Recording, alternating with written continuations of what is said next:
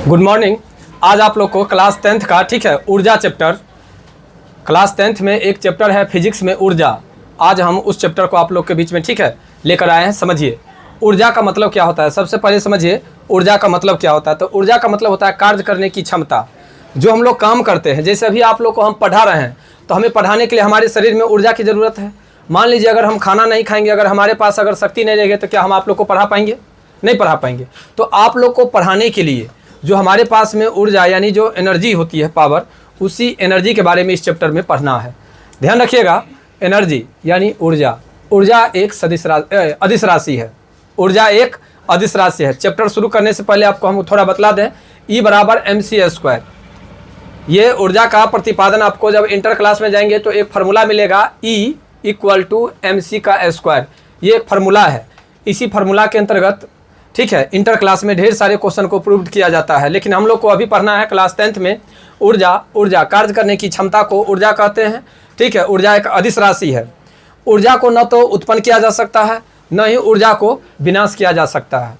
ऊर्जा को केवल एक माध्यम से दूसरे माध्यम में परिवर्तित किया जाता है। जैसे अभी आपके सामने में फैन लगी हुई है, तो फैन में क्या करते हैं हम लोग? विद्युत ऊर्जा देते हैं। तो विद्युत ऊर्जा देते हैं तो विद्युत ऊर्जा किस ऊर्जा में बदल जाता है? यांत्रिक ऊर्जा में। और यांत्रिक ऊर्जा के अंतर्गत हम लोगों को हवा लगती है। देखिए ऊर्जा का रूप, ऊर्जा बदला है तो ऊर्जा ही, लेकिन विद्युत ऊर्जा को किस में परिवर्तित कर दिया? यांत्रिक ऊर्जा में। तो इसी चैप्टर के बारे में इस चैप्टर में हम लोगों को पढ़ना है। ठीक है, अगर आप लोगों से पूछे जो ऊर्जा क्या है तो कहेंगे कार्य करने की क्षमता को ऊर्जा कहते हैं। ठीक है, ऊर्जा एक अदिश राशि है। कोई दिक्कत?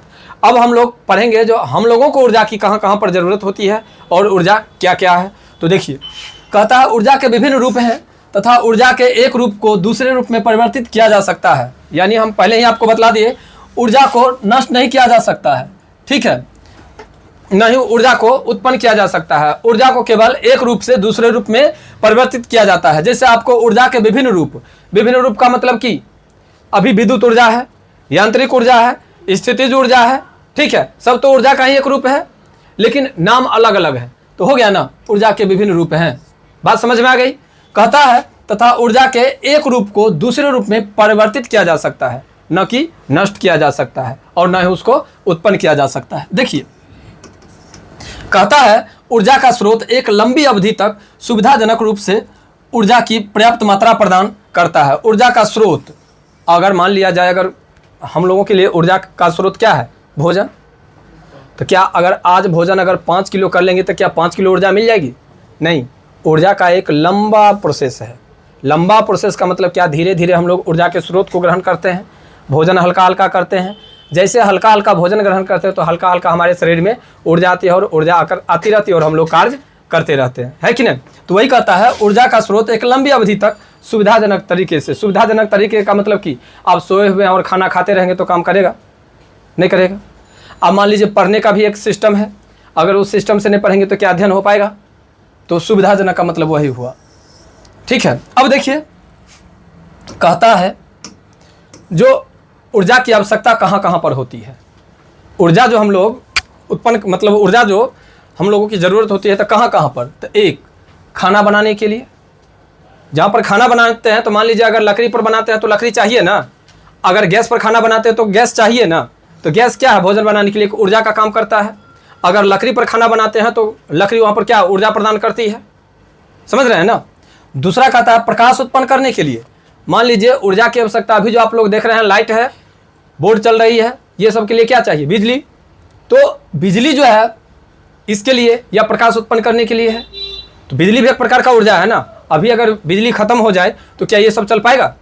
नहीं चल पाएगा। तीसरा, यातायात के लिए। यातायात के लिए आप लोग देख रहे होंगे जो बस होती है, रेलगाड़ी होती है, ठीक है, 2 व्हीलर 4 व्हीलर जो भी हो, तो उसमें भी तो ऊर्जा के रूप में या तो पेट्रोल डालते हैं या गैस डालते हैं या बैटरी डालते हैं उसमें, तभी ना चलती है।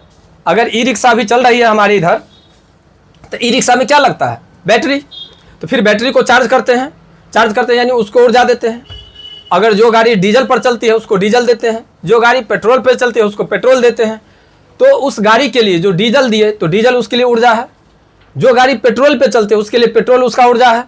कहता मशीन को चलाने के लिए भी ऊर्जा की ज़रूरत होती है। जो मशीन चले, जैसे अभी मान लीजिए थोड़ा देर के लिए स्मार्ट बोर्ड भी एक प्रकार का मशीन है। तो स्मार्ट बोर्ड एक प्रकार का मशीन है, तो स्मार्ट बोर्ड को चलाने के लिए बिजली चाहिए। तो बिजली क्या है? स्मार्ट बोर्ड के लिए ऊर्जा है ना। तो अगर आपसे पूछे जो ऊर्जा की आवश्यकता कहाँ कहाँ होती है, तो 1 2 3 4, एक नीचे में उद्योग एवं कृषि कार्य के लिए 5 गो है। 5 गो में से 2 3 गो याद रहेगा कि नहीं? ये तो एक टॉपिक के रूप में दे रहे हैं, इसके अलावा भी तो आप कह सकते हैं ना ऊर्जा की आवश्यकता कहाँ कहाँ होती है। पहले तो ये आप लोग को डिफिनेशन समझ में आ गया, जो कार्य करने की क्षमता को ऊर्जा कहते हैं। जो काम करे हम, उसमें ऊर्जा की आवश्यकता होती है। चाहे अगर हम, ठीक है, मोटरसाइकिल चलाएं, तो मोटरसाइकिल की दृष्टि से अगर देखा जाए तो उसमें पेट्रोल चाहिए। तो मोटरसाइकिल के लिए ऊर्जा कौन दिया? पेट्रोल। तो ऐसे करके हम 4 5 10 20 जितना कहेगा एग्जाम्पल देने के लिए दे सकते हैं ना, कोई दिक्कत तो नहीं होगा लगभग। आगे देखिए, कहता है ऊर्जा के उत्तम स्रोत के लक्षण। अगर ऊर्जा अच्छा है तो उसका क्या क्या लक्षण होता है? तो देखिए, प्रति एकांक द्रव्यमान अधिक ऊर्जा, ठीक है, अधिक कार्य करे। प्रति एकांक द्रव्यमान, जैसे प्रति एकांक द्रव्यमान का मतलब कि कार्य करने की जो क्षमता जो होती है वह ज़्यादा होती है। जैसे अभी बतलाते हैं, गांव से अगर पेट्रोल लीजिएगा तो उसमें मिलावट रहती है। तो जो पेट्रोल पंप का देगा एवरेज, क्या वो गांव वाला पेट्रोल एवरेज देगा? नहीं देगा। तो उसकी गुणवत्ता है। दूसरा, सस्ता एवं सरलता से सुलभ हो जाए। ऊर्जा वह बढ़िया होता है जो हमें कम पैसा पर और आसानी से उपलब्ध हो जाए उसकी क्षमता के अनुसार। ये नहीं जब मान लीजिए अब सोना चांदी अगर हमारे कार्य के लिए ऊर्जा के लिए अगर है, तो सोना चांदी को भी अब हम तुलना कर लेंगे पित्तल से, तब होगा। जो संभव है, जो चीज़ संभव है वो चीज़ उसके अनुसार आसानी से और, ठीक है, कम पैसा में हो जाए। जैसे अभी आपको बतलाते हैं लकड़ी और गैस की बात। अगर लकड़ी हम खरीदते हैं तो लगभग 6 रुपये या 8 रुपये किलो देता है। अगर 8 रुपये किलो देता है तो 1 कुंटल अगर हम लकड़ी खरीदेंगे और एगो गैस सिलेंडर खरीदेंगे, गैस, तो बताइए गैस सिलेंडर जो हम खरीदेंगे, गैस सिलेंडर लाने में सुविधा होगी या 1 कुंटल लकड़ी लाने में सुविधा होगी? गैस सिलेंडर लाने में सुविधा होगी। तो ऊर्जा के स्रोत में अगर अच्छा स्रोत कहा जाए तो हम लोग किसको देंगे? गैस सिलेंडर को। तो कहता है सस्ता एवं, ठीक है, सरलता से उपलब्ध हो जाती है। अगला कहता है भंडारण तथा परिवहन में आसान होता है। लकड़ी को अगर घर में, हम एक एग्जाम्पल के लिए लकड़ी लिए और उसी से आप लोग को आगे हम बढ़ाते जा रहे हैं। लकड़ी को अगर घर में रखेंगे तो रखने में जंगल उत्पन्न होगी, यानी कचरा हो जाएगा। रख रखाव में भी थोड़ा ज़्यादा परेशानी होगी, ठीक है। जहाँ पर हम लकड़ी रखेंगे वहाँ पर हम सो नहीं सकते हैं, डर लगेगा। लेकिन जहाँ पर गैस सिलेंडर रखेंगे, क्या उसके लिए कोई दिक्कत है? क्या पलंग के अंदरों में घुसा देंगे? नहीं। तो यही कहता है भंडारण तथा परिवहन। लकड़ी को एक जगह से दूसरे जगह तक ले जाने में भी परेशानी है, लेकिन गैस सिलेंडर को ले जाने में कोई परेशानी है? आराम से वो चद्दर लपेट दीजिए, बस बाइक में बांध दीजिए, लेकर के चले जाइए। हाँ, ध्यान रखिएगा, सरकारी यानी जो होती है बस या रेलगाड़ी, उसमें आपको गैस सिलेंडर लेकर के नहीं जाने देगा, ठीक है, खतरा का निशानी है। कहता अगला, प्रयोग करने में आसान तथा सुरक्षित हो। गैस सिलेंडर को प्रयोग करने में भी आसानी होती है, ठीक है, और वह सुरक्षित भी है कुछ हद तक। लेकिन याद रखिएगा एक चीज़ यहाँ पर हम आप लोग को अपने तरफ से हम बतलाना चाहेंगे, ठीक है, हम अपने तरफ से बतलाना चाहेंगे, विज्ञान वरदान और अभिशाप दोनों है। अगर विज्ञान हमारे लिए बढ़िया है यानी अच्छा है, तो विज्ञान हमारे लिए खराब भी है। लेकिन तत्काली हम लोग उसके पॉजिटिव को देखते हैं, निगेटिव को नहीं देखते हैं। आज अगर मान लीजिए 5G इंटरनेट का प्रयोग अगर हम लोग कर रहे हैं, तो क्या इससे पर्यावरण में इफेक्ट नहीं है, लेकिन फिर भी हम लोग उसके निगेटिव को नहीं देख करके पॉजिटिव को देखते हैं। उसी प्रकार प्रयोग करने में आसान और सुरक्षित भी होता है और पर्यावरण को प्रदूषित भी नहीं करता है। जलावन का प्रयोग अगर हम लोग घर में करते हैं तो देखते होंगे जो कितना पूरा रूम काला हो जाता है कि नहीं? लेकिन अगर गैस सिलेंडर का प्रयोग करते हैं तो रूम काला होता है क्या? नहीं ना होता है। चलिए आगे देखिए, तो पहले एक आपको डिफिनेशन बतलाए जो मतलब ऊर्जा क्या है। ऊर्जा का डिफिनेशन सभी आदमी को समझ में आ गया। कार्य करने की क्षमता को ऊर्जा कहते हैं। ऊर्जा को न तो उत्पन्न किया जा सकता है और न ही ऊर्जा को विनाश किया जा सकता है। केवल ऊर्जा को एक रूप से दूसरे रूप में परिवर्तित किया जा सकता है। कोई दिक्कत? ऊर्जा एक अदिश राशि है। क्लियर है? ऊर्जा की आवश्यकता क्यों पड़ती है? तो ऊर्जा की आवश्यकता भोजन बनाने के लिए, यातायात के साधन के लिए, ठीक है, बिजली उत्पन्न करने के लिए, etc। आगे अगर पूछे जे अच्छा ईंधन क्या है, यानी अच्छा ऊर्जा की क्या पहचान है, तो अच्छा ऊर्जा की पहचान ये है जो उसको यातायात में सुविधा होनी चाहिए, ठीक है, ऊर्जा उत्पन्न करने में किसी प्रकार की कठिनाई नहीं होनी चाहिए, सस्ता होनी चाहिए, आसानी से उपलब्ध हो जानी चाहिए, यही सब उसकी विशेषता है। अब विशेषता के बाद आप लोग को ऊर्जा के रूप में सबसे पहला आता है वो है ईंधन, ठीक है। ऊर्जा के रूप में सबसे पहले जो हम लोग प्रयोग करते हैं वह क्या है? ईंधन। देखिए वह पदार्थ जो जलने पर ऊष्मा एवं प्रकाश दोनों उत्पन्न करता है उसे क्या कहते हैं हम लोग? ईंधन कहते हैं। ईंधन का डिफिनेशन वह होती है ईंधन जो जलने पर ऊष्मा एवं प्रकाश दोनों उत्पन्न करता है, क्या कहलाता है? ईंधन कहलाता है। ईंधन क्या है?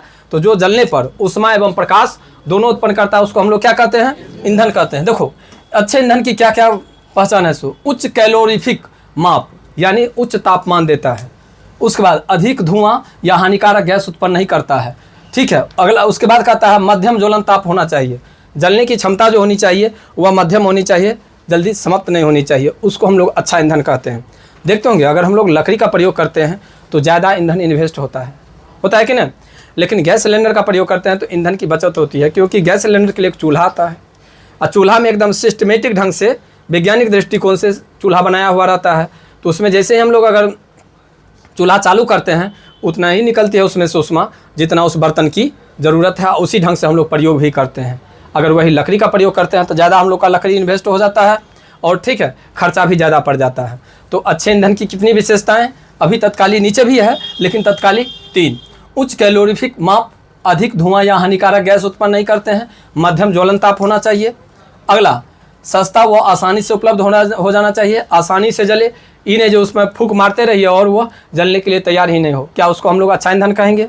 या अगर फूंक मार दिया अगर जल गया तो अधिक धुआं उत्पन्न करे, क्या उसको अच्छा ईंधन कहेंगे? भंडारण व परिवहन में आसानी हो, उसको हम लोग क्या कहते हैं? अच्छा ईंधन कहते हैं। कोई दिक्कत? अब देखिए ये टॉपिक को अगर आप लोग याद कर लेते हैं, केवल ये टॉपिक को, तो समझिए आपको ये चैप्टर ऊर्जा चैप्टर पूरा क्लियर हो जाएगा। बहुत सुंदर से इस चैप्टर को हम ठीक है मॉडिफाई किए हैं। देखिए आगे इसमें जो देख रहे हैं ऊर्जा के कितने स्रोत हैं? 2।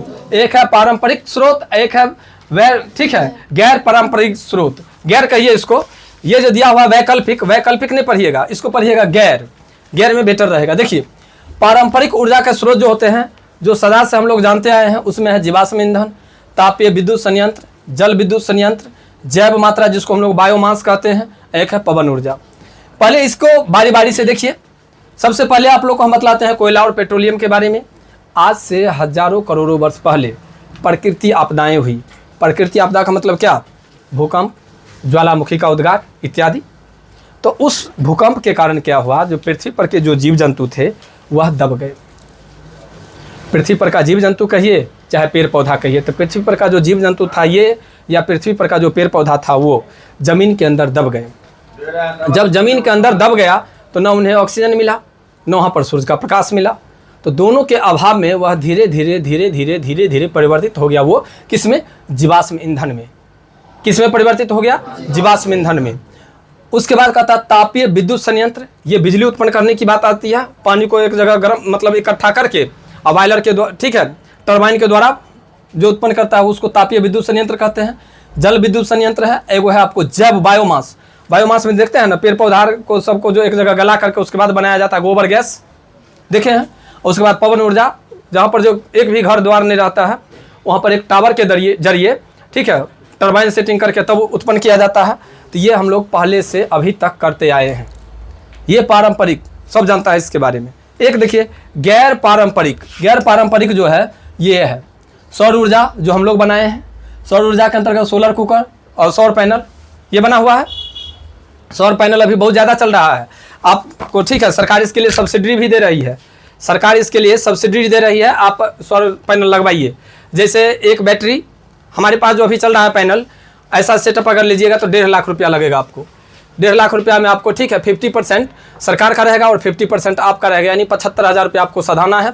75,000 रुपया सरकार आपको माफ़ कर देगी। ये सौर सिस्टम दे रहे हैं। इसमें क्या है, जो सोलर सिस्टम में जो बिजली का कोई झंझट नहीं है।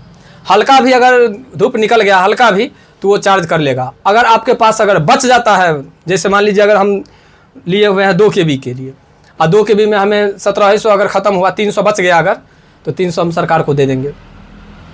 अगर सरकार से हम पैसा लेंगे तो सरकार उस 300 का पैसा देगी, और नहीं तो फिर कल के डेट में मान लीजिए जिस समय 2 दिन 4 दिन 5 दिन तक तो अगर बिजली नहीं आई, मतलब सूर्य नहीं निकला, तो मेरा सोलर सिस्टम डाउन करेगा ना, तो उस स्थिति में वो हमें बिजली देगी, ठीक है। तो ये सरकार निकाल रही है। उसके बाद है समुद्रों से ऊर्जा, ज्वारीय तरंग के रूप में निकालता है, महासागरीय, उसके बाद भूतापीय ऊर्जा और नाभिकीय ऊर्जा। सबसे खतरनाक ये है, ये नाभिकीय ऊर्जा, समझ गए। और नाभिकीय ऊर्जा के अंतर्गत अभी हम लोग ठीक है खतरा के कगार में हैं। यही ऊर्जा के कारण साइंस इतना आगे डेवलप किया है, इतना डेवलप किया है, जो हम लोगों को अब मरने के अलावा कुछ दिखाई नहीं दे रहा है। एक समय क्या हम लोग जानते थे, जिस समय में हम लोगों का अस्तित्व सही सलामत था, जो पानी बिकेगा, ऑक्सीजन बिकेगा, हम लोग जानते थे। ये सब साइंस का देन है।